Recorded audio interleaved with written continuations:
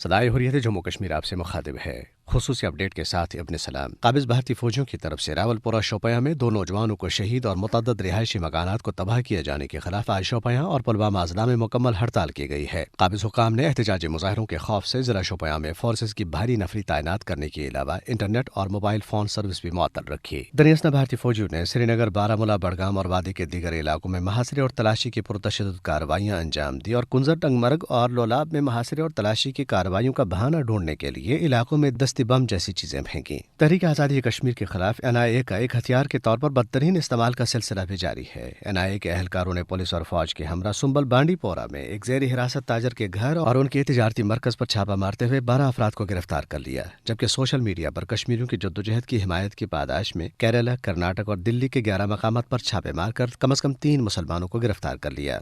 دوسری طرف مودی حکومت مسلمانوں کی اکثریت کو اقلیت میں تبدیل کرنے کے اپنے مذموم ایجنڈے کو آگے بڑھاتے ہوئے آل انڈیا سروسز کے مزید 18 افسروں کو کشمیری افسروں کی جگہ تعینات کر رہی ہے۔ اقوام متحدہ کے انسانی حقوق کونسل کے 46ویں اجلاس میں ویڈیو لنک کے ذریعے شرکت کرنے والے ایک کشمیری وفد نے کونسل پر زور دیا ہے کہ وہ غیر قانونی طور پر بھارت کے زیر قبضہ جموں کشمیر میں انسانی حقوق کی خلاف ورزیوں کی تحقیقات کے لیے انکوائری کمیشن تشکیل دے۔ ادھر بھارتی ریاست مدھیہ پردیش نے مذہب کی تبدیلی کی روک تھام کا سخت قانون نافذ کر دیا ہے، جس سے جمہوری اور سیکولر ملک ہونے کے بھارت کے دعووں کی قلعی کھل گئی ہے۔ اپڈیٹ ختم ہوا۔ انتہا پسند نریندر مودی کے بھارت میں جہاں انسانی حقوق کی پامالیاں عروج پر ہیں، وہیں اقلیتوں کے خلاف نام نہاد قانونی تبدیلیاں یہ ثابت کرنے کے لیے کافی ہیں کہ آج کا بھارت سیکولر نہیں بلکہ ایک استعماری اور فسطائی ملک بن چکا ہے، جہاں کسی کے حقوق محفوظ نہیں۔ بھارت میں مسلمان، سکھ اور عیسائی ہوں یا دلت اور نچلی ذات کے دیگر ہندو، ہر ایک اپنے وجود کے لیے فکر مند ہے۔ گزشتہ برس بھارتی ریاست مدھیہ پردیش میں انتہا پسند ہندوؤں کی جانب سے عیسائیوں پر 25 حملے کیے گئے، جبکہ گھر واپسی، لو جہاد اور گو رکشا جیسے ہتھ کنڈوں کے ذریعے مسلمانوں کو نشانہ بنایا جا رہا ہے۔